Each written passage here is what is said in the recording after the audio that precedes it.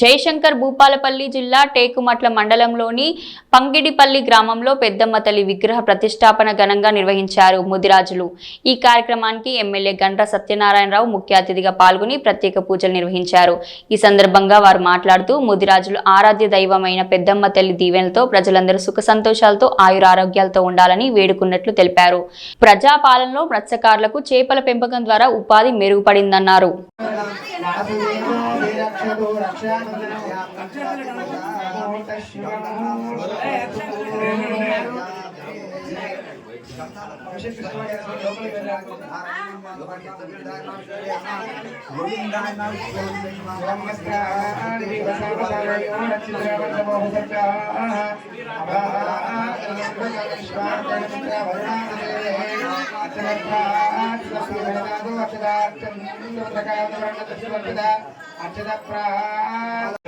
పాల్గొన్నటువంటి పంగిడిపల్లి గ్రామస్తులకి అదే విధంగా ముదిరాజు కులస్తులకి ముదిరాజు కుల బంధుమిత్రులు పంగిడిపల్లిలో జరుగుతున్నటువంటి ఈ యొక్క ప్రతిష్టా కార్యక్రమంలో పాల్గొన్నటువంటి వాళ్ళ బంధుమిత్రులు పాటు గ్రామ ప్రజలకు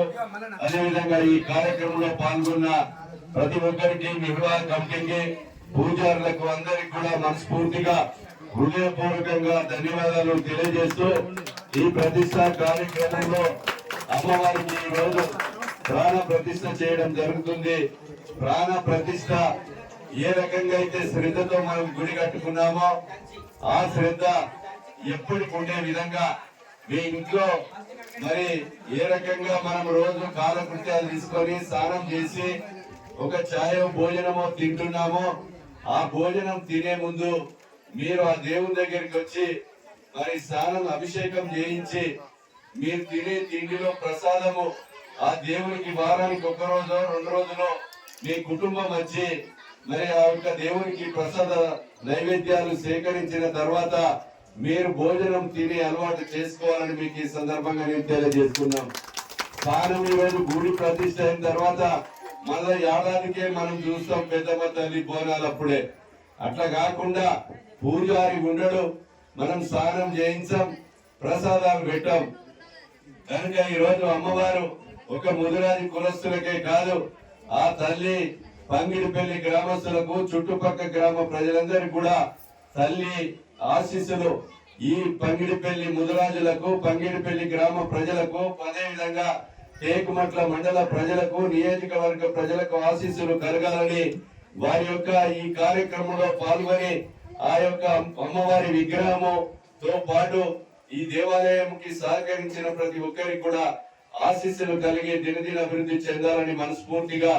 నేను ఆ తల్లిని వేడుకుంటూ అదే విధంగా ఆ తల్లిని ఎప్పటికీ కూడా నేను చెప్పినటువంటి విషయము దయచేసి అందరూ కూడా గుర్తించుకోవాలి। గుడి కట్టుడోకెత్తు, ప్రతిష్ఠ చేసుడోకెత్తు, రోజు నిత్యము పూజలు చేసుడోకెత్తుగా భావించి మీరు తోసిన విధంగా నిష్టగా ఉండి స్నానం చేసి మడిగట్టుకొని దేవునికి స్నానం చేయించి అమ్మవారికి స్నానం చేయించి మీరు తినే అన్నము ఏదైతే అనుకొని తింటామో ఆ అన్నము ప్రసాద నైవేద్యంగా సేకరించిన తర్వాత మీరు బువ్వ తినాలని మీకు ఈ సందర్భంగా వేడుకుంటున్నారు।